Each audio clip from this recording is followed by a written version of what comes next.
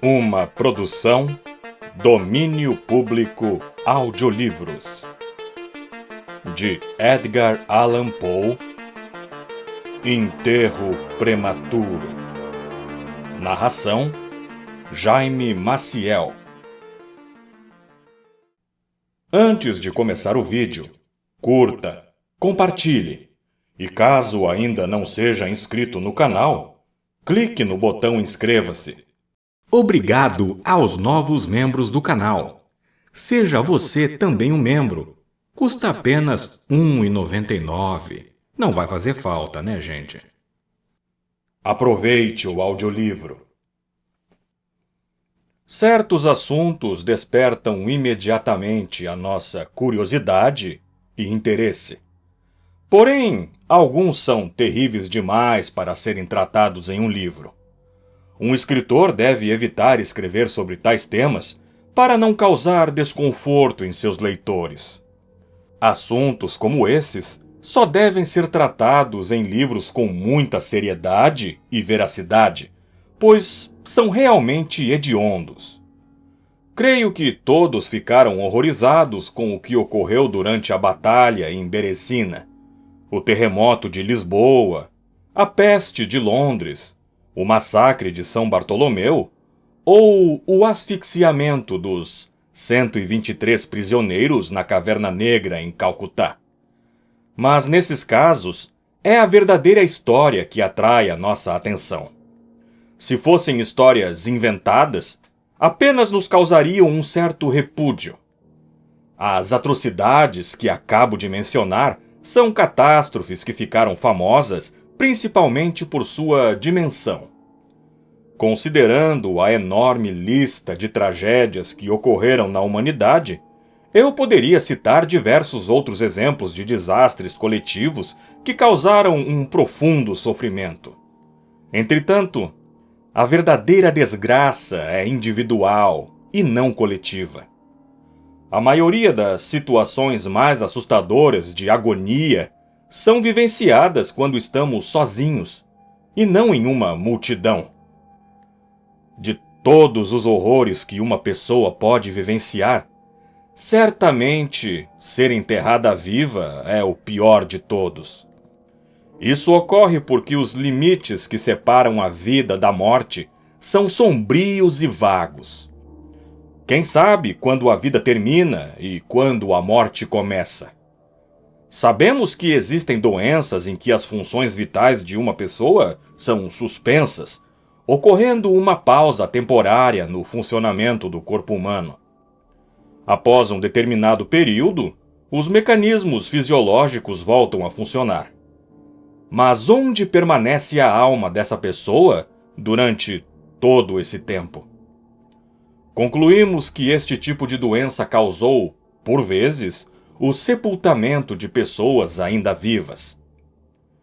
Além dessa conclusão óbvia, existem relatos médicos e depoimentos de algumas pessoas que comprovam que o enterro de pessoas vivas ocorre frequentemente. Eu mesmo poderia mencionar uma centena de casos como esses, mas um destes casos foi notável. Creio que esta história ainda esteja fresca na memória de vários leitores, uma vez que ocorreu recentemente na cidade de Baltimore, onde gerou muita comoção na população local. A esposa de um famoso advogado e membro do Congresso teve uma doença repentina e desconhecida, que desafiou a classe médica. Depois de muito sofrimento, ela faleceu. Ou acreditavam que ela havia falecido. Ninguém suspeitou ou deveria suspeitar que ela não estivesse morta. Ela apresentava todos os sinais de morte. Sua face apresentava a usual inexpressão cadavérica. Seus lábios estavam pálidos. Seu corpo esfriou e seu pulso cessou. Durante 3 dias, seu corpo foi mantido preservado, adquirindo aquela característica rigidez cadavérica. Mas devido ao que parecia ser um avanço rápido no estado de decomposição do corpo, o enterro foi apressado. A senhora foi sepultada no jazigo da família, que foi mantido fechado por 3 anos seguidos. Após todo esse tempo, o túmulo foi aberto para receber um outro caixão. Que horror aconteceu!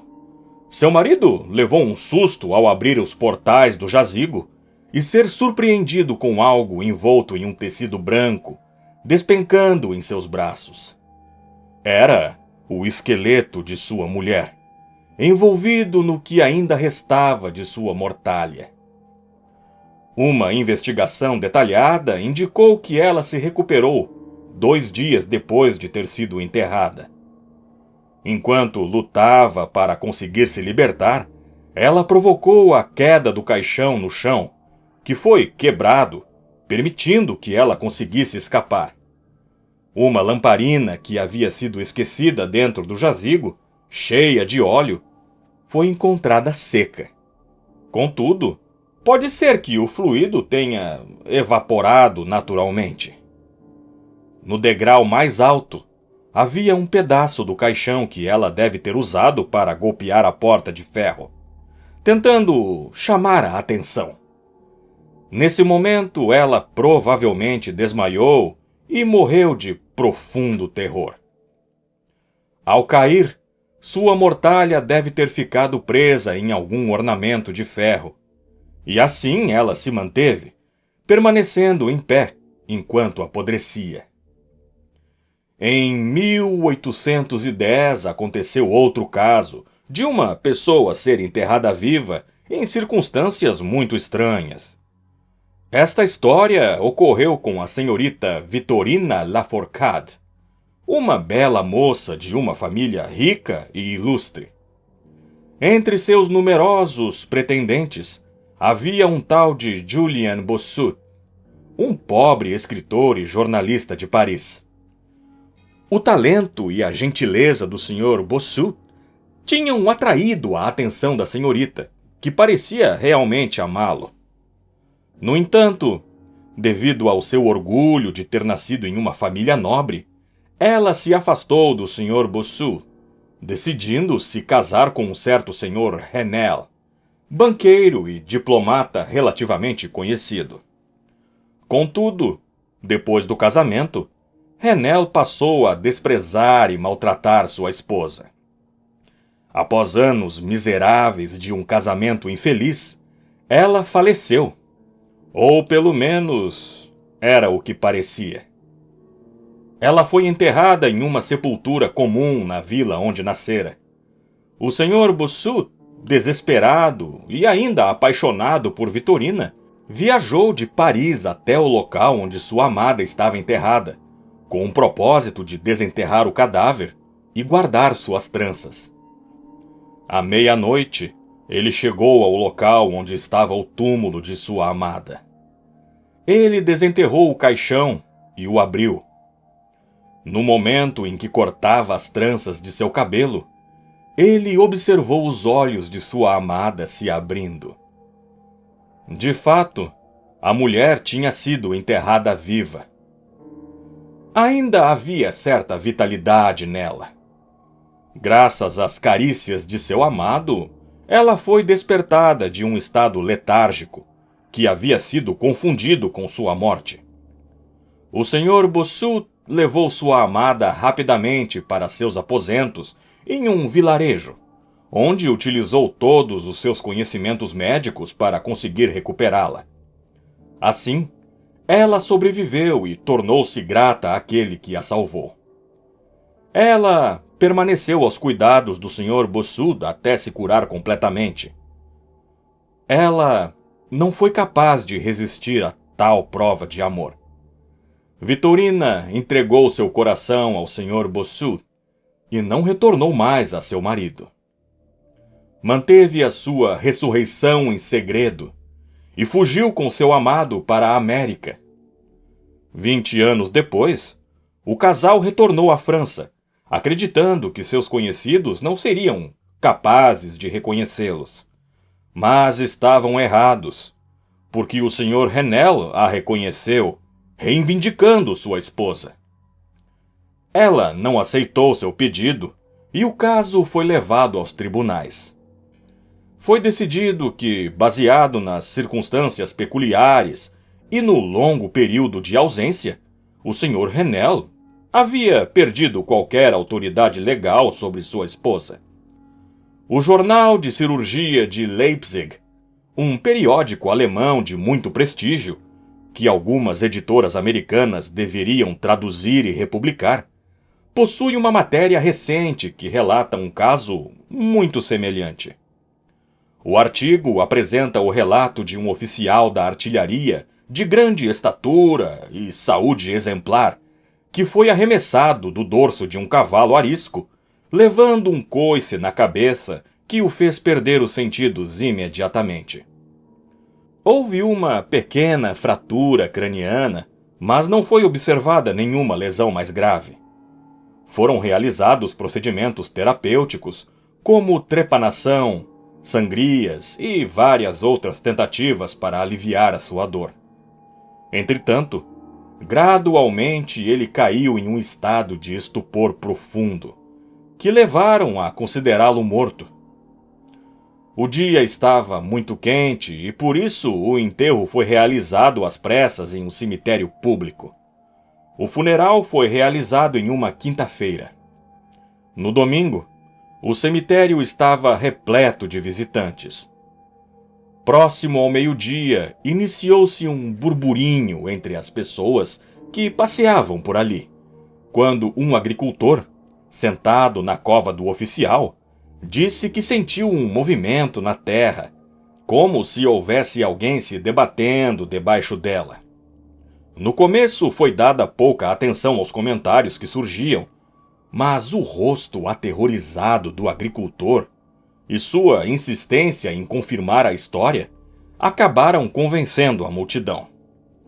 Foram distribuídas pás, e a cova, vergonhosamente rasa, foi aberta em minutos, deixando à mostra a cabeça do oficial. Naquele momento ele parecia morto, mas estava em uma posição quase sentada. Lá dentro, em uma luta furiosa, ele conseguiu abrir parcialmente a tampa do caixão. Imediatamente ele foi levado para o hospital mais próximo, onde foi declarado vivo, porém em um estado grave de hipóxia. Depois de algumas horas ele voltou à vida, reconheceu algumas pessoas próximas e, em frases entrecortadas, falou sobre a agonia que passou dentro da sepultura. A partir de seu relato, ficou claro que ele deve ter perdido a consciência por mais de 1 hora, enquanto foi enterrado. A cova foi preenchida com desleixo. Graças à terra excessivamente porosa, o ar podia passar e ele pôde respirar. Ele ouviu os passos da multidão acima de sua cabeça e se esforçou para ser ouvido. Foi o tumulto no cemitério que o fez despertar de um sono profundo. Assim que ele acordou, percebeu o horror em que se encontrava. De acordo com os registros, ele conseguia se recuperar bem. Entretanto, acabou sendo vítima de experimentos médicos desastrosos. Em uma das experiências, num teste de galvanismo, foi aplicada uma descarga elétrica muito intensa que causou a sua morte. Falando em galvanismo, esse assunto me lembra o famoso e extraordinário caso que levou o Sr. Edward Stapleton, um jovem advogado londrino, a ser enterrado durante 8 dias. Este fato aconteceu em 1831, quando ficou muito conhecido. O Sr. Stapleton aparentemente morreu de febre tifoide, com sintomas incomuns que despertaram a curiosidade de seus médicos. Após o óbito do paciente, foi solicitada a necrópsia, que deveria ser autorizada por seus amigos mais próximos, uma vez que o falecido não possuía familiares. Os amigos do Sr. Stapleton se recusaram a aceitar que a autópsia fosse realizada. Na terceira noite após o funeral do jovem advogado, os médicos decidiram desenterrá-lo e dissecá-lo em segredo. O corpo foi removido por um grupo de desenterradores de cadáveres que podem ser encontrados facilmente em Londres. O suposto cadáver foi removido de uma cova de 2,5 metros de profundidade e depositado na sala de operações de um hospital particular. Os médicos realizaram uma incisão no abdômen e observaram que os tecidos ainda possuíam uma aparência fresca, o que os levou a realizar um teste de eletrogalvanismo. Várias descargas elétricas foram aplicadas, havendo as respostas usuais, ou seja, nada que caracterizasse a presença de vida após a contração muscular estimulada por eletricidade. Já era tarde. O sol já estava quase nascendo quando decidiram iniciar a dissecação. Um estudante que estava motivado a provar sua teoria insistiu que fosse aplicado um estímulo elétrico no músculo peitoral. Ele realizou uma incisão e inseriu um fio rapidamente. De repente, o advogado ergueu-se da mesa em um movimento rápido. Andou até o meio da sala e olhou inquieto ao seu redor, e depois falou. Ninguém conseguiu entender o que ele dizia, mas podiam distinguir algumas sílabas. Depois de falar, ele desmaiou. Todos ficaram paralisados por alguns instantes, mas logo se recuperaram. Os médicos perceberam a urgência do caso, notando que o Sr. Stapleton estava vivo. Eles usaram éter para acordar o advogado e ele logo se recuperou. Com sua saúde recuperada, ele voltou ao convívio com seus amigos. Porém, todos esses fatos relacionados à sua ressurreição foram mantidos em sigilo, até passar o risco de uma recaída. Vocês podem imaginar o espanto de todos quando souberam o que houve. No entanto, a parte mais peculiar deste incidente está no relato do próprio Sr. Stapleton. Ele comentou que em nenhuma ocasião esteve totalmente inconsciente. Ele tinha uma vaga lembrança de tudo o que acontecia ao seu redor, desde o momento em que foi declarado morto pelos médicos até quando caiu desmaiado no assoalho do hospital. Naquele momento, quando ele despertou no hospital, ele disse a frase "Eu estou vivo", que não havia sido compreendida pelos médicos. Eu poderia contar muitas outras histórias como estas, mas creio que não seja mais necessário provar que os sepultamentos de pessoas vivas realmente acontecem. Se refletirmos um pouco, percebemos que os enterros prematuros devem ocorrer frequentemente, sem serem descobertos. Eventualmente, durante exumações, esqueletos são encontrados no interior dos caixões em posições que confirmam as nossas suspeitas. Suspeitas que são realmente assustadoras. Podemos afirmar sem hesitar que nada pode ser mais terrível que um enterro antes da morte de uma pessoa. A opressão insuportável nos pulmões, o cheiro sufocante da terra úmida, a mortalha grudada no corpo, as paredes rígidas do caixão, a escuridão absoluta da noite, o profundo mergulho no silêncio, a presença invisível dos vermes vitoriosos, o desejo pelo ar fresco e pela grama logo acima, a lembrança dos queridos amigos que nos salvariam se soubessem da situação e a consciência de que eles nunca saberão o que ocorreu de verdade. Esses pensamentos levam nosso coração a um nível de terror intolerável. Não existe nada que possa ser mais agonizante, nem nas regiões mais profundas do inferno. Por isso, histórias como essas geram muito interesse. Esse interesse, porém, depende muito da crença do leitor em acreditar que estas histórias sejam reais. Aquilo que estou prestes a contar agora aconteceu comigo. Durante vários anos tive ataques de uma doença que os médicos diagnosticaram como catalepsia. Embora a etiologia e os fatores predisponentes sejam desconhecidos, suas manifestações clínicas são claras. O indivíduo permanece deitado por um dia ou menos, como uma espécie de letargia excessiva, ficando sem sentidos e sem movimentos. O pulso cardíaco ainda é perceptível. Ocorre uma diminuição na temperatura corporal. Observa-se uma certa palidez no rosto. Ao se colocar um espelho sobre os lábios, pode-se detectar uma fraca atividade respiratória. Em alguns casos, o estado inconsciente pode durar semanas, até mesmo meses, podendo haver falhas em estabelecer a diferença entre este estado e a morte. Muitas vezes a pessoa é salva pelo fato de conhecidos informarem os médicos do histórico de catalepsia da pessoa ou pela ausência de decomposição do corpo. Esta doença avança gradativamente. As primeiras manifestações clínicas são típicas e evidentes. Com a evolução da doença, as crises aumentam em intensidade e na duração. Porém, quando um primeiro ataque se manifesta de forma muito intensa, a pessoa quase sempre é enterrada viva. O meu caso não é diferente de nenhum outro relatado em livros de medicina. Por vezes, sem nenhuma causa aparente, eu me via em um ataque cataplético.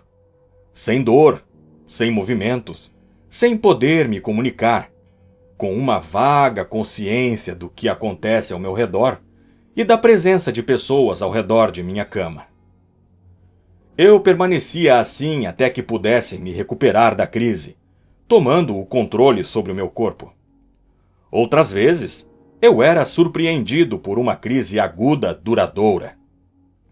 Repentinamente me sentia doente, dormente, frio, tonto e, por fim, prostrado. Durante semanas, tudo era vazio, escuro e silencioso. Quando sentia que o universo tinha sido reduzido a nada, eu me sentia completamente aniquilado. Porém, nos ataques mais recentes, percebi que eu despertava mais lentamente, quanto mais súbito era o início da crise. O despertar era como o dia amanhecendo para um mendigo, sem lar, sem amigos, que vaga pelas ruas em uma noite de inverno longa e desolada. Era um feliz retorno à minha vida, porém, lento e exaustivo. Quando não estava em um ataque de catalepsia, a minha saúde era boa. Nem eu mesmo poderia perceber que possuía a doença, se não fosse por algum sintoma que aparecia durante o sono. Ao acordar, eu nunca recuperava o controle total de meus sentidos imediatamente. Durante alguns minutos, permanecia atordoado, com um pensamento confuso. Não conseguia raciocinar direito, nem me lembrar do que havia acontecido. Durante as crises de catalepsia, eu não sentia dor, mas a sensação de aflição era imensa. Meus pensamentos se tornavam sombrios. Eu pensava em vermes, covas e epitáfios. Aos poucos, fui vencido pelo insistente medo da morte e de ser sepultado vivo. Esse tipo de pensamento começou a ser constante. O medo do que poderia acontecer comigo passou a me assombrar dia e noite. Durante o dia, a tortura desses pensamentos repetitivos era excessiva, e durante a noite era constante. Ao anoitecer, com todos os horrores dentro da minha mente, eu estremecia como plumas de um adorno de carro funerário, tremulando sob o vento. Eu só conseguia dormir com muito esforço, quando já não suportava mais ficar acordado. Sentia calafrios ao pensar que eu poderia acordar em um túmulo. Quando finalmente conseguia dormir, o sono me fazia entrar em um mundo fantasmagórico, sobre o qual flutuavam as asas enormes, negras e tenebrosas de uma imagem sepulcral.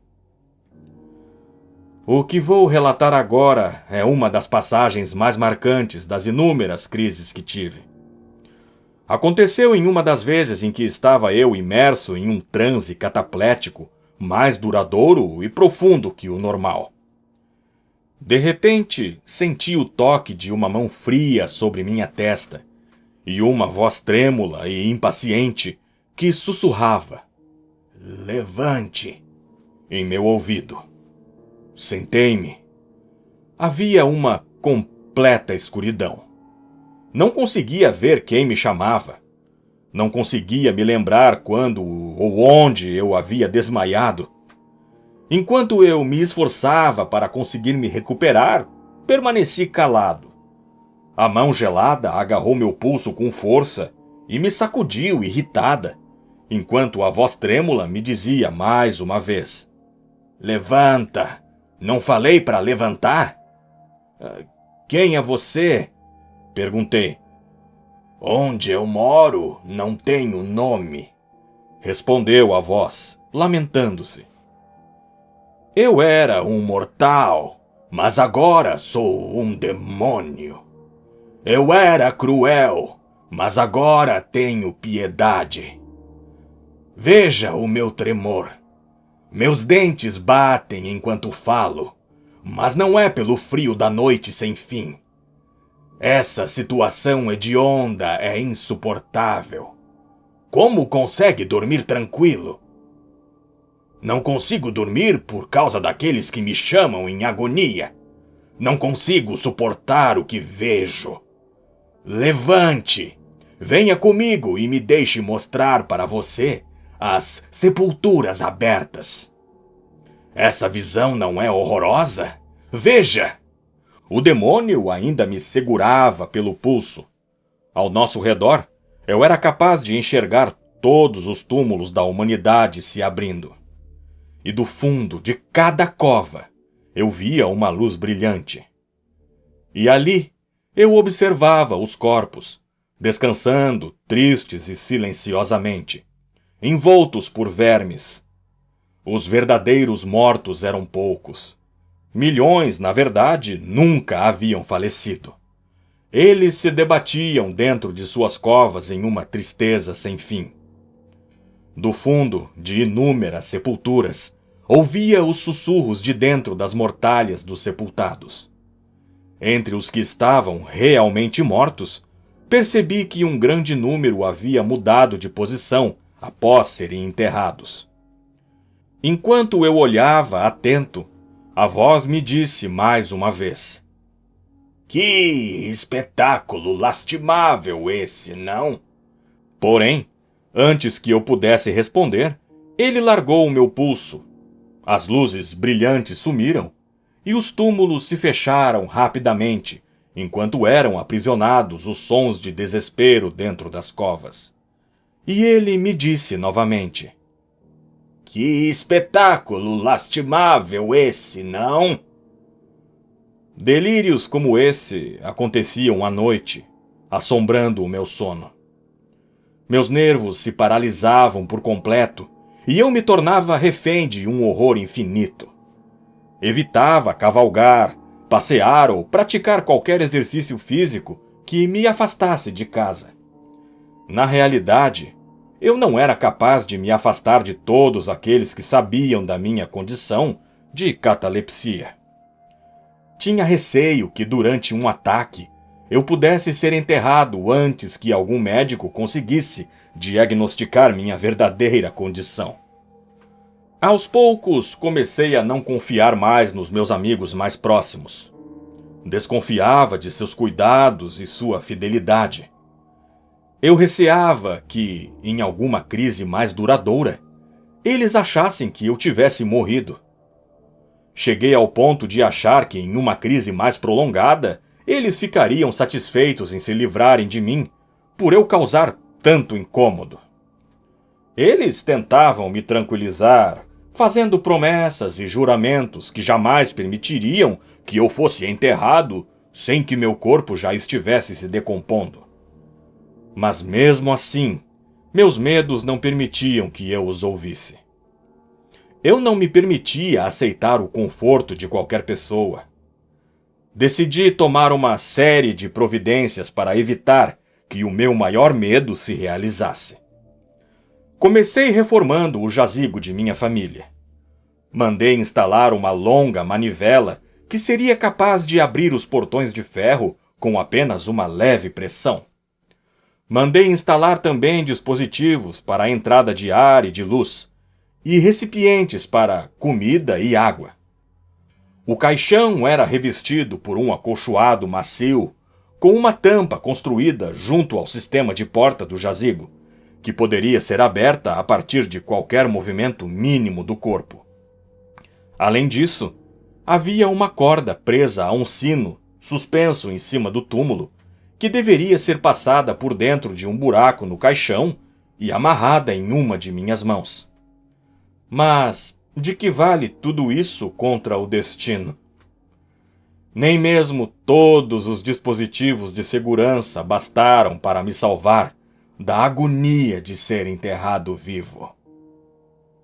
Em um dos meus ataques de catalepsia, fui completamente imergido em inconsciência. Uma nuvem escura tomou conta da minha mente. Me sentia entorpecido. Depois de um tempo, houve um zumbido nos ouvidos. Depois, uma sensação de formigamento nas extremidades. Depois, um longo intervalo silencioso, quando os sentimentos despertos lutavam contra os pensamentos adormecidos. Depois, mais um breve mergulho no nada. E depois, uma súbita recuperação. Senti um leve tremor em uma das pálpebras e, imediatamente, uma sensação de terror indefinido. O sangue correndo das têmporas até o coração. Um primeiro esforço para voltar a pensar. Uma primeira tentativa de me lembrar. Aos poucos, minha mente voltava a assumir o controle. Enfim, estava consciente de meu estado. Sabia que não estava despertando de um sono comum. Tive uma crise de catalepsia. Fui tomado pelo medo, pelo repugnante perigo, pela ideia constante e obscura que me acompanhava. Durante alguns minutos permaneci paralisado. Eu não conseguia ter coragem para tentar me mover. Não conseguia encarar meu destino. Pressentia que aquilo estava realmente acontecendo. Com um desespero enorme, como nunca havia conhecido antes, após um longo período de hesitação, abri meus olhos. Tudo estava escuro. Eu sabia que um ataque cataplético havia passado. Eu sabia que minha visão estava recuperada. E ainda estava escuro.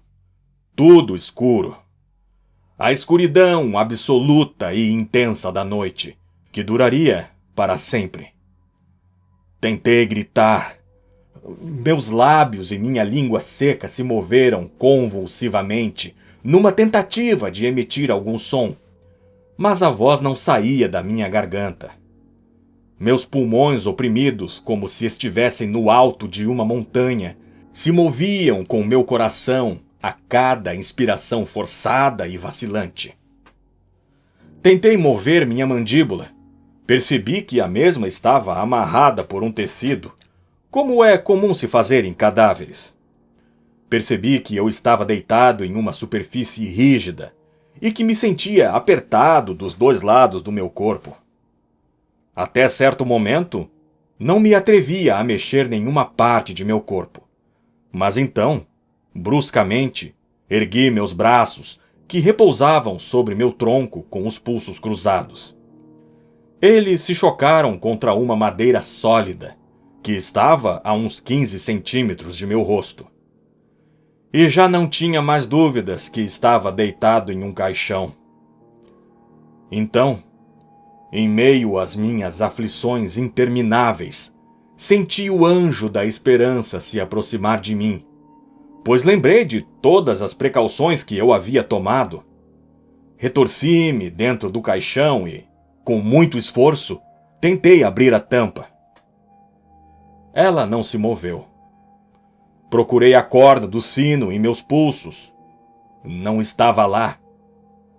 Assim, o anjo reconfortante voou para sempre, e um enorme desespero reinou triunfante.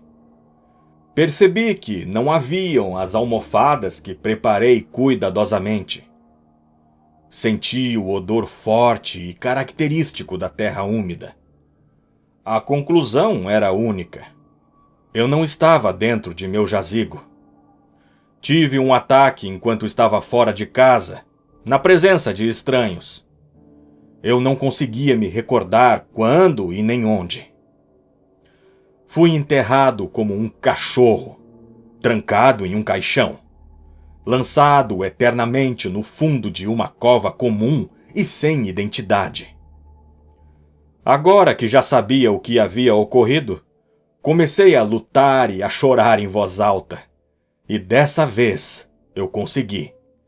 Consegui com um grito forte de agonia debaixo da terra. Ei! Ei, você! Disse uma voz rude. Que diabo houve agora? Perguntou uma segunda voz. Pare com isso! Completou uma terceira voz. Por que está berrando desse jeito? Parece louco! Questionou uma quarta voz. De repente, um bando de homens mal encarados começou a me sacudir. Eles não me despertaram do sono, porque eu já estava acordado quando gritei, mas me fizeram recobrar a memória. Essa aventura começou perto de Richmond, na Virgínia, com um amigo em uma expedição de caça. Caminhamos alguns quilômetros às margens do rio James. Anoiteceu e fomos surpreendidos por uma tempestade. Nosso único abrigo era a cabine de um pequeno barco que estava ancorado na margem, que carregava terra para o jardim. Passamos a noite a bordo do barco. Adormeci em um dos beliches da embarcação que não possuía colchão. Tinha uns 45 centímetros de largura e a altura do beliche até o deck acima era praticamente a mesma. Tive muita dificuldade para conseguir entrar ali, mas consegui dormir profundamente. A visão que tive não era sonho nem pesadelo.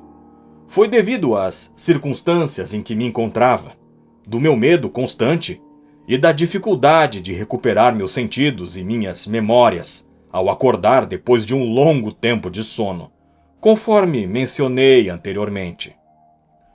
Os homens que me sacudiram eram membros da tripulação do barco. Alguns trabalhadores estavam retirando a carga do navio. O cheiro de terra úmida vinha do próprio carregamento do barco. A bandagem que prendia minha mandíbula era apenas um lenço de seda que amarrei em minha cabeça, já que não tinha uma touca para dormir. Os sofrimentos que passei, entretanto, foram os mesmos que teria passado se tivesse sido enterrado vivo. Foram apavorantes. Foram repletos de terror. Mas há males que vêm para o bem, porque depois desse acontecimento, houve uma mudança inevitável em meu espírito. Minha alma ganhou serenidade. Voltei a caminhar pelas ruas. Comecei a me exercitar com vontade. Respirei o ar puro. Parei de pensar na morte. Joguei fora meus livros de medicina e queimei outros. Nunca mais li livros como Pensamentos Noturnos, nem exemplares sobre cemitérios de igreja, contos de suspense como este. Eu me tornei um novo homem e consegui viver a vida de um homem normal. A partir daquela noite de terror inesquecível, me livrei de todas as minhas inseguranças e com elas foram embora as crises de catalepsia. Meu medo era a causa de minha doença, e não uma consequência. Existem momentos em que, mesmo aos olhos da razão, o mundo habitado pela triste humanidade se parece com um inferno. Mas a imaginação do homem não deve vagar impune, explorando livremente todas as suas cavernas. Esses terrores sepulcrais não podem ser considerados apenas frutos de nossa imaginação. Eles devem ser adormecidos, senão seremos consumidos. Eles devem ser adormecidos, senão seremos entregues a eles. Fim.